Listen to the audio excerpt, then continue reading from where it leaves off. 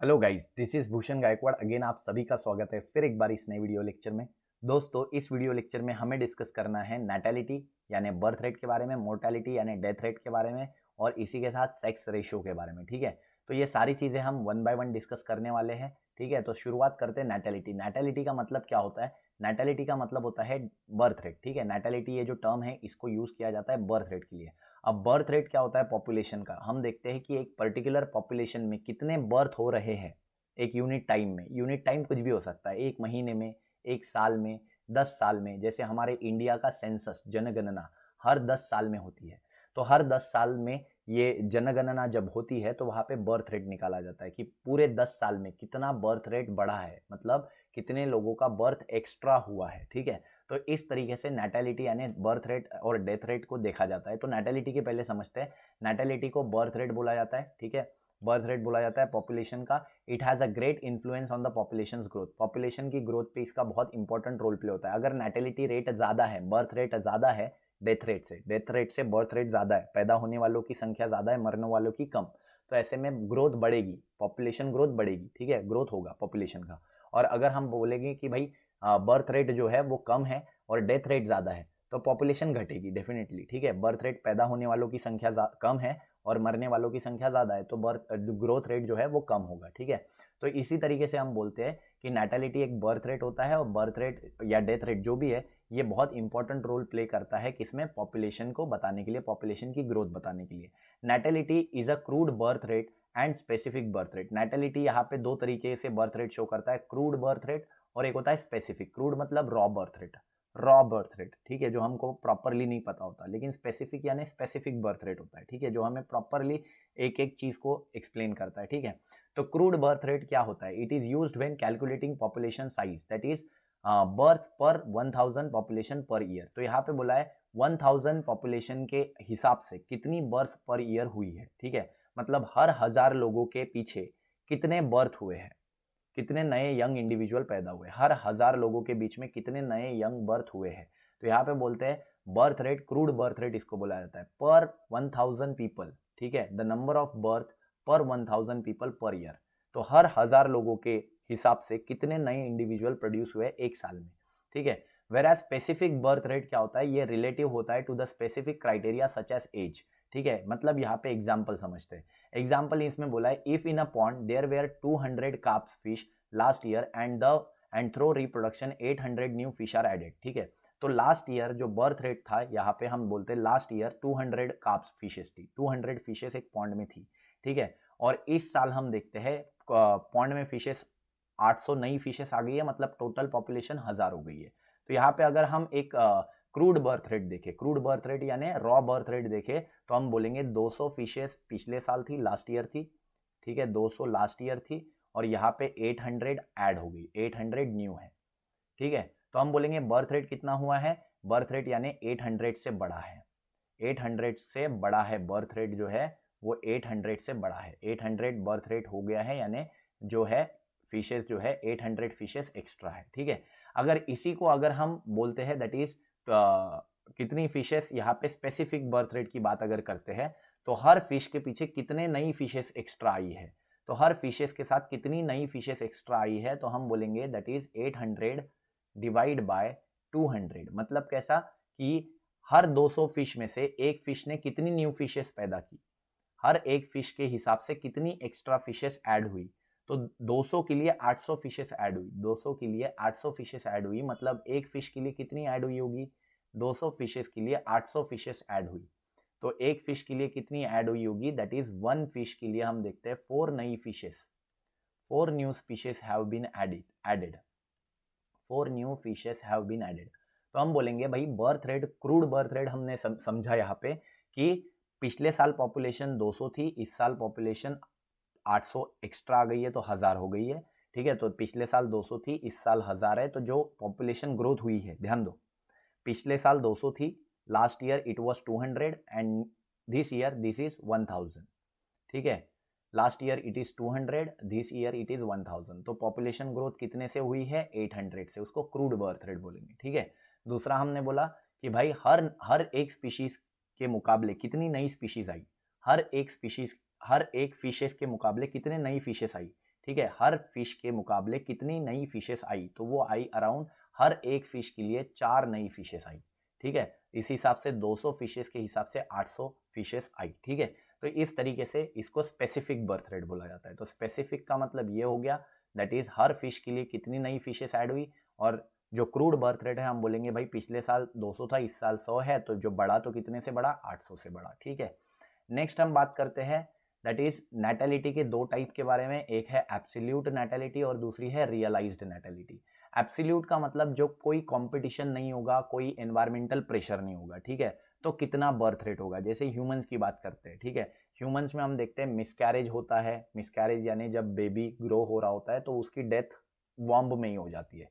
ठीक है, कोक में ही बच्चा मर जाता है। ठीक है, या कोई और कारण हो जाते हैं, बीमारी हो जाती है, मदर को कोई बीमारी हो जाती है, मदर की डेथ हो जाती है, एक्सीडेंट हो जाता है, कोई ऐसे बहुत सारे रीजंस होते हैं जिससे ये जो बर्थ होने वाला था वो नहीं होता। ठीक है, तो उसको हम एनवायरमेंटल प्रेशर बोलते हैं। एनवायरमेंट के हिसाब से कुछ ना कुछ चीजें जो है, एनवायरमेंट जो है कुछ ना कुछ चीजें प्रेशर दे रहा है जिसकी वजह से बर्थ नहीं हो पा रहा है। ठीक है, तो या तो अगर हम किसी एनिमल की बात करते हैं, फॉर एग्जाम्पल एक हिरन है जो कि प्रेग्नेंट है, या एक खरगोश है जो कि प्रेग्नेंट है। अब ऐसे में उसको कोई शेर खा लेता है तो उसके जो बच्चे पैदा होने वाले थे, उसके जो ऑफस्प्रिंग प्रोड्यूस होने वाले थे वो नहीं होंगे, है ना। तो इसी को बोलते हैं दैट इज कॉम्पिटिशन या एनवायरमेंटल प्रेशर। तो एनवायरमेंटल प्रेशर की वजह से, या कभी उसको खाना नहीं मिलता तो भूखमरी से मर जाती है वो फीमेल जो प्रेग्नेंट है, तो जो बर्थ होने वाला होता है वो होता ही नहीं। ठीक है, तो ये सारे जो एनवायरमेंटल प्रेशर है, अगर ये ना हो, अगर कोई एनवायरमेंटल प्रेशर ना हो और एनिमल अपने मर्जी से आराम से रिप्रोड्यूस करे, तो जो मैक्सिमम नंबर बढ़ेगा एनिमल का उसको हम बोलेंगे एब्सोल्यूट नैटेलिटी। एब्सोल्यूट बर्थ रेट क्या होता है, birth rate under ideal condition. Ideal condition यानी जैसी कंडीशन एनिमल को चाहिए जीने के लिए, खाना पीना मजा की लाइफ, तो ये सारी कंडीशन आइडियल कंडीशन इसमें मिलेगी एनिमल को, विथ नो कंपटीशन। कोई खाने के लिए कंपटीशन नहीं होगा, कोई प्रेडेटर कोई शिकारी नहीं होगा, कुछ नहीं होगा, एब्यूंडेंस ऑफ फूड होगा, बहुत अच्छा खासा खाना उसको मिलेगा, वाटर वाटर सब कुछ मिलेगा। ठीक है, तो एनिमल को जरूरत के लिए जितनी चीजें चाहिए सब कुछ मिल रही है, कोई कंपटीशन नहीं है, कोई एनवायरमेंटल प्रेशर नहीं है। ऐसे में ऑर्गेनिज्म अपना नंबर जितना बढ़ाएगा उसको हम बोलेंगे एब्सोल्यूट नैटेलिटी। बट ये पॉसिबल नहीं है, ये कंडीशन जो है ये हाइपोथेटिकल है, मतलब ये रियल नहीं है, इट इज नॉट रियल। ठीक है, इट इज नॉट रियल। ठीक है, ऐसा कभी नहीं हो सकता भाई, ये जो है एब्सोल्यूट नैटेलिटी कभी नहीं हो सकती, कोई ना कोई फैक्टर तो वर्क करेगा। तो इसके लिए आता है रियलाइज नैटेलिटी। रियलाइज का मतलब जो रियल कंडीशन में होता है। Number of birth when environmental pressure, देखो नंबर ऑफ बर्थ जब environmental pressure come into existence. ठीक है, तो जब एनवायरमेंटल प्रेशर भी एक्ट कर रहे हैं, किसी कारणवश पर्सन, वो जो प्रेग्नेंट वुमन है उसकी डेथ भी हो जा रही है, किसी कारणवश चाइल्ड का बर्थ नहीं हो पा रहा है, और ये सारे एनवायरमेंटल प्रेशर को झेलते हुए जितने बर्थ होते हैं, ठीक है, जितने बर्थ होते हैं उसको हम बोलते हैं that is realised natality. Realised natality क्या होती है, number of birth when environmental pressure come to play, it must be remembered that absolute natality will be always more than realised. ठीक है, तो एब्सोल्यूट नैटेलिटी में क्या है, सारी चीजें मिल रही है, कोई कंपटीशन नहीं है, तो ऑब्वियस सी बात है एब्सोल्यूट नैटेलिटी कभी भी ज्यादा होगी। ठीक है, तो एब्सोल्यूट नैटेलिटी क्या होगी, हमेशा ज्यादा होगी, और रियलाइज्ड नैटेलिटी हमेशा क्या होगी, कम होगी। ठीक है, क्योंकि एब्सोल्यूट नैटेलिटी में सब कुछ अवेलेबल है, हर चीज अवेलेबल है, इजी है, एनिमल के लिए इजी हो रहा है रिप्रोड्यूस करना। ठीक है, नंबर बढ़ाना। और रियलाइज नैटेलिटी में एनवायरमेंटल प्रेशर आ रहे हैं, ठीक है, जिसके वजह से एनिमल के लिए थोड़ा डिफिकल्ट हो जाता है रिप्रोड्यूस करना यानी बर्थ फॉर्म होना। ठीक है, तो इसी वजह से ये हार्ड हो जाता है। तो यहाँ पे हम बोलेंगे हार्ड कंडीशन में जो बर्थ रेट होता है वो कम होता है, जिसको रियलाइज्ड नैटेलिटी बोलते हैं, और जो एब्सोल्यूट कंडीशन होती है, आइडियल कंडीशन, उसमें बर्थ रेट हाई होता है। ठीक है, नेक्स्ट हम समझते हैं, आपको समझ में आ चुका होगा कि एब्सोल्यूट नैटेलिटी ज्यादा होती है और रियलाइज नैटेलिटी कम होती है। ठीक है, नेक्स्ट मोर्टेलिटी की बात करते हैं। मोर्टेलिटी का मतलब होता है death rate. Mortality is called as a death rate of the population. Mortality और death rate is measure in a number of death in general to the specific cause in a particular population. तो यहाँ पे बोला है कि mortality क्या होता है, नंबर ऑफ डेथ, ठीक है, इन पर्टिकुलर पॉपुलेशन, एक पॉपुलेशन में नंबर ऑफ डेथ कितनी हुई है उसको हम बोलेंगे मोर्टेलिटी। जैसे पॉपुलेशन को क्या बोला था हमने, एक एरिया में जो ग्रुप ऑफ इंडिविजुअल रह रहे हैं उनके बीच में इंटरब्रीडिंग हो रही है वगैरह वगैरह। ठीक है, तो हम बोल रहे हैं एक एरिया में एक पॉपुलेशन रह रही है, मान लो आप एक एरिया में रह रहे हो, उस एरिया में ह्यूमंस की कुछ पॉपुलेशन होगी, मान लेते हैं आप किसी गांव में रह रहे हो और गांव में ह्यूमंस की पॉपुलेशन है 10,000। ठीक है, तो 10,000 लोगों के बीच में जितना भी ह्यूमंस की डेथ हो रही है उसको हम बोलते हैं दैट इज पर्टिकुलर पॉपुलेशन का डेथ रेट, ठीक है। 10,000 लोगों में जितने लोगों की डेथ हो रही है उसका डेथ रेट, ठीक है। In a population the size of the population per unit time, तो वही बोला है कि डेथ रेट क्या है। डेथ रेट जो है इसको मेजर किया जाता है general due to specific cause, एक पर्टिकुलर कॉज के कारण एक पर्टिकुलर एरिया में कितनी डेथ हो रही है, एक पर्टिकुलर कारण यानी जैसे डेंगू से हो रही है, एक पर्टिकुलर एरिया में डेंगू के कारण कितनी डेथ हो रही है उसको हम बोलेंगे डेथ रेट, ठीक है। Mortality rate is typically expressed in death, ठीक है। Mortality rate general typically express किया जाता है इन डेथ पर 1000 इंडिविजुअल पर ईयर, एक साल में 1000 लोगों के बीच में कितने लोगों की डेथ हो रही है, हर साल में 1000 लोगों के बीच में कितने लोगों की डेथ हो रही है उसको बोलेंगे हम मोर्टेलिटी रेट। दस मोर्टेलिटी रेट 9, यहाँ पे कुछ एग्जाम्पल दिया है तो एग्जाम्पल में हम बोलते हैं mortality rate of 9.5 out of 1000 in the population of 1000 would mean 9.5 death per year. तो यहाँ पे बोला है कि अगर एक मोर्टेलिटी डेथ हमको 9.5 दिया, 9.5 की डेथ हो रही है हर 1000 लोगों के बीच पर 1000 पर्सन, ठीक है। अब आप बोलोगे भाई 9.5% कैसे मर सकते हैं, या तो 10 लोग मरेंगे, या तो 10 लोग नहीं मरेंगे, तो या तो कितने लोग मरेंगे, दैट इज अराउंड 9 लोग मरेंगे, ठीक है। आधा आदमी तो नहीं मर सकता ना कभी, या तो 9 लोग मर जाएंगे या तो 10 लोग मर जाएंगे। बट 9.5 डेथ क्या है, इसका मतलब है कि 1000 पर्सन के लिए 9.5 है, मतलब अगर हम ये नंबर अगर 2000 ले लेते हैं तो 9.5 का कितना आ जाएगा, डबल 9.5 का ये आ जाएगा अराउंड, हम देखेंगे 19, तो 19 पीपल्स की डेथ हो रही है पर 2000। तो अब तो सही है ना, अब 19 पीपल मर सकते हैं ना।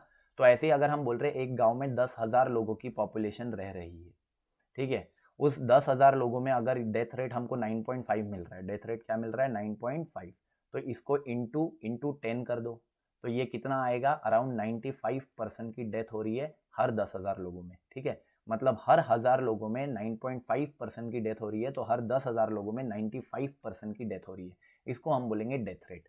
तो डेथ रेट क्या होता है, मोर्टेलिटी रेट, डेथ रेट वो होता है कि एक पर्टिकुलर पॉपुलेशन में हर 1000 लोगों के मुकाबले कितने लोगों की डेथ हो रही है, that is death rate in a particular year, ठीक है। इसको 0.95% भी बोल सकते हैं आउट ऑफ टोटल, तो ये जो 95 का एग्जाम्पल लिया हमने उससे बोल रहे, ठीक है। नेक्स्ट हम बात करेंगे एब्सोल्यूट, इसकी भी दो टाइप है, जैसे हमने नैटेलिटी की दो टाइप पढ़ी थी, एब्सोल्यूट नैटेलिटी, रियलाइज नैटेलिटी, वैसे ही डेथ रेट के भी दो टाइप है, या मोर्टेलिटी के भी दो टाइप है, एब्सोल्यूट मोर्टेलिटी और दूसरा है रियलाइज मोर्टेलिटी। एब्सोल्यूट मोर्टेलिटी का मतलब आइडियल कंडीशन जहाँ पे कोई एनवायरमेंटल प्रेशर नहीं है, कोई कंपटीशन नहीं है, कोई मारने वाला नहीं है, कुछ नहीं है, तो कोई चीज़ नहीं है जो एनिमल की डेथ इजीली कॉज करा सके, ठीक है। मतलब कोई बीमारी नहीं हो रही है, कोई कंपटीशन नहीं हो रहा है, कोई ऑर्गेनिज्म, कोई बड़ा एनिमल, शेर चीता आपको मारने नहीं आ रहा है, कुछ नहीं हो रहा है, तो ऐसे में हम बोलेंगे the number of death under ideal condition, ideal condition जहाँ पे एनिमल के रहने के लिए सारी सुख सुविधाएं उपलब्ध है, ठीक है। तो ऐसे में हम बोलेंगे अंडर आइडियल कंडीशन जहाँ पे कोई कंपटीशन नहीं है, बहुत सारा फूड है, बहुत सारा वाटर है, ऐसे कंडीशन में जितनी डेथ होगी उसको हम एब्सोल्यूट मोर्टेलिटी बोलेंगे। अब भाई सब कुछ मिल रहा है, कोई मारने वाला नहीं है, कुछ नहीं, तो ऐसे में डेथ रेट तो कम आएगा ना, सिंपल सी बात है। डेथ रेट यानी मरने वालों की संख्या कम रहेगी। अगर आपको घर बैठे सब कुछ मिल जाएगा, आप घर से बाहर जाओगे ही नहीं, तो आपको कोई बीमारी नहीं होगी जनरली, आपको एक्सीडेंट नहीं होगा आपका, ठीक है, आपको कोई बीमारी नहीं होगी, आपको कोई और लोगों के कांटेक्ट में आप नहीं आओगे, तो अल्टीमेटली आपका जो मरने के चांसेस है वो कम हो जाते हैं, है ना। तो वही बोला है यहाँ पे, दैट इज एब्सोल्यूट मोर्टेलिटी में ऐसी कंडीशन में आप रह रहे हो जहाँ पे हम देखते हैं कि सारी चीज़ें अवेलेबल है, और उस कंडीशन में जो डेथ होगा उसको एब्सोल्यूट मोर्टेलिटी बोलेंगे, ठीक है। मतलब ऐसा बोल सकते हैं कि नेचुरल डेथ ही पॉसिबल है अब, ठीक है, बाकी तो किसी कारण से डेथ होगा नहीं, तो सिर्फ नेचुरल डेथ पॉसिबल है। अब दूसरा हम बोलेंगे रियलाइज मोर्टेलिटी। रियलाइज मोर्टेलिटी में एनवायरमेंटल प्रेशर आते हैं, ठीक है। अब एनवायरमेंटल प्रेशर की वजह से हम देखते हैं कि रियलाइज मोर्टेलिटी में एनवायरमेंटल प्रेशर जैसे कंपटीशन आता है, प्रेडेटर शिकारी आ जाते हैं, बीमारियां आ जाती है, तो इन सारी चीज़ों की वजह से ऑर्गेनिज्म की डेथ हो सकती है, तो ऐसे में डेथ रेट बढ़ेगा, डेथ रेट क्या होगा, बढ़ेगा। तो यहाँ पे हम बोलेंगे एब्सोल्यूट मोर्टेलिटी जो है उसका जो डेथ रेट है, एब्सोल्यूट मोर्टेलिटी का डेथ रेट हमेशा कम रहेगा देन रियलाइज मोर्टेलिटी, ठीक है। तो रियलाइज मोर्टेलिटी का जो डेथ रेट रहेगा ये हाई रहेगा, एब्सोल्यूट मोर्टेलिटी जो है वो लो रहेगी। एब्सोल्यूट मोर्टेलिटी यानी जो डेथ रेट है एब्सोल्यूट मोर्टेलिटी का वो कम है क्योंकि वहाँ पे सारी चीज़ें अवेलेबल है, और रियलाइज मोर्टेलिटी जो है वो ज़्यादा है क्योंकि वहाँ पे सारी चीज़ें अवेलेबल नहीं है, रिसोर्सेज के लिए कॉम्पिटिशन हो रहा है, ठीक है, प्रेडेटर आ रहे हैं, शिकारी आ रहे हैं, तो ये सारी चीज़ों की वजह से एब्सोल्यूट मोर्टेलिटी ज़्यादा रहेगी। ठीक है, नेक्स्ट इसी के अलावा इसको अगर हम याद करें तो हमने जो एब्सोल्यूट नैटेलिटी और एब्सोल्यूट नैटेलिटी और रियलाइज नैटेलिटी पढ़ा था। ठीक है, एब्सोल्यूट नैटेलिटी हमने बोला था ज़्यादा रहेगा और रियलाइज नैटेलिटी जो है वो कम रहेगा। तो ये आपको याद रखना है, एमएसटी सीटी में ये पूछा जा सकता है, हाई चांस है कि भाई एब्सोल्यूट नैटेलिटी ज़्यादा है या रियलाइज नैटेलिटी। ठीक है, एब्सोल्यूट नैटेलिटी ज़्यादा है या रियलाइज नैटेलिटी, तो आप बोलोगे एब्सोल्यूट नैटेलिटी। मोर्टेलिटी, एब्सोल्यूट मोर्टेलिटी ज़्यादा है या रियलाइज मोर्टेलिटी, तो आप बोलोगे दैट इज एब्सोल्यूट मोर्टेलिटी कम है और रियलाइज मोर्टेलिटी ज़्यादा है। ठीक है, अब ये कैसे है ये हमने एक्सप्लेन किया हुआ है। नेक्स्ट हम बात करते हैं सेक्स रेशियो के बारे में। सेक्स रेशियो क्या होता है, तो हम देख रहे होंगे बेसिकली एक तराजू है जिसमें बैलेंस हो रहा है, तो मेल और फीमेल एक पर्टिकुलर एरिया में कितने क्वांटिटी में है उसको हम सेक्स रेशियो बोलते हैं। हर 1000 मेल के लिए या हर एक मेल के लिए कितनी फीमेल अवेलेबल है, हर एक मेल के लिए कितनी अमाउंट ऑफ फीमेल अवेलेबल है। जैसे इंडिया का सेक्स रेशियो जनरली कम देखा गया है। ठीक है, हर 1000 लड़कों के लिए अराउंड 928 929 लड़कियां अवेलेबल है। ठीक है, मतलब इस हिसाब से देखें तो मेल ज़्यादा है, फीमेल्स कम है इंडिया में। ठीक है, इसलिए बेटी बचाओ बेटी पढ़ाओ वगैरह वगैरह ये सारी चीज़ें, ये सारी मूवमेंट जो है वो इंडियन गवर्नमेंट जो है कैरी आउट करवाती है। ठीक है, नेक्स्ट देखते हैं सेक्स रेशियो क्या होता है। सेक्स रेशियो होता है the population affects respectively affected by birth, death, immigration and emigration rate. तो सेक्स रेशियो का मतलब होता है कि जहां पे मेल और फीमेल की पॉपुलेशन का जो बैलेंस होता है उसको सेक्स रेशियो बोलते हैं।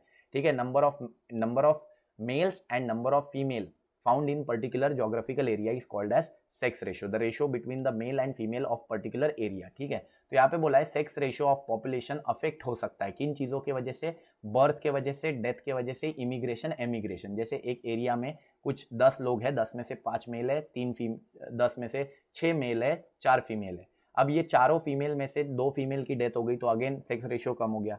ठीक है, 6 मेल के साथ और 2 मेल पैदा हो गए तो और ज़्यादा सेक्स रेशियो बढ़ गया है ना, तो ये हो सकता है। इमिग्रेशन यानी कुछ मेल बाहर चले गए, कुछ फीमेल अंदर आ गई। ठीक है, मतलब इस एरिया से, पॉपुलेशन से, तो इस वजह से भी ये सेक्स रेशियो जो है अफेक्ट होता है। It is measured at the ratio of number of individual of one sex to that of the other sex. ठीक है, तो ये बेसिकली एक रेशियो है, ratio of individual of one sex यानी male, ratio of individual of male that of the other sex that is female. तो male और female के बीच का जो रेशियो होता है एक पर्टिकुलर एरिया में, जैसे हम इंडिया की बात कर लेते हैं, इंडिया में एक पर्टिकुलर एरिया में हम देखते हैं मेल और फीमेल का नंबर क्या है, तो हम देखेंगे मेल का नंबर ज़्यादा है और फीमेल का नंबर थोड़ा कम है। हर 1000 मेल के पीछे हम देखते हैं 928 समथिंग फीमेल अवेलेबल है। तो यहाँ पे हम बोलेंगे कि ये सेक्स रेशो क्या है, कम है। आगे हम बोलेंगे the male and female in the ratio 1:1 is generally the most common evolutionary strategy. तो जब नेचर खुद को इवॉल्व करता है या नेचर लाइफ को इवॉल्व करता है तो सेक्स रेशियो नेचर हमेशा 1:1 रखने की कोशिश करता है। मतलब हर मेल के लिए एक फीमेल ऑलवेज अवेलेबल होती है नेचर वाइज। ठीक है, बट कुछ कारणों के वजह से, जैसे कि एनवायरमेंटल प्रेशर्स वगैरह हम बोल सकते हैं, डेथ होती है किसी कारण से, इमिग्रेशन होता है, या आज हमारे समाज में कुछ गलत धारणाएं बनी है जिसके वजह से लोग जो है महिलाओं को पैदा ही नहीं होने देते। ठीक है, तो इन कारणों की वजह से सेक्स रेशियो जो है वो अप डाउन कर सकता है।